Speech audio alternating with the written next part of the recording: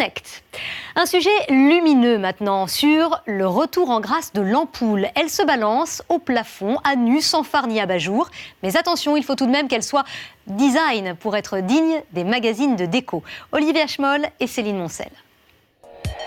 L'ampoule qui pendouille en guise de plafonnier n'est plus une faute de goût.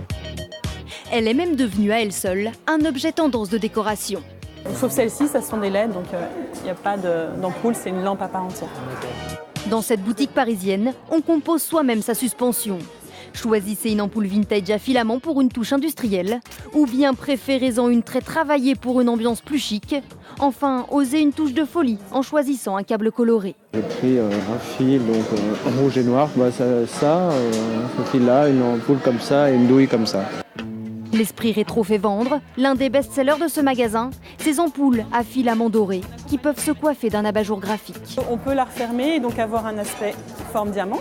Ces ampoules sont justement très chaleureuses et très cosy en fait en termes d'environnement. De plus en plus, les clients ont envie en fait de créer eux-mêmes leur suspension et d'avoir quelque chose d'exclusif chez eux.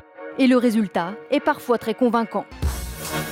Pour les plus excentriques, il existe des ampoules pas nues, mais à poil, pour une lumière tamisée.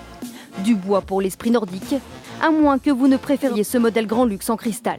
Mais attention, certains modèles sont gourmands en électricité. Il y en a qui consomment énormément, des incandescences qui génèrent beaucoup de chaleur, donc c'est une déperdition d'énergie.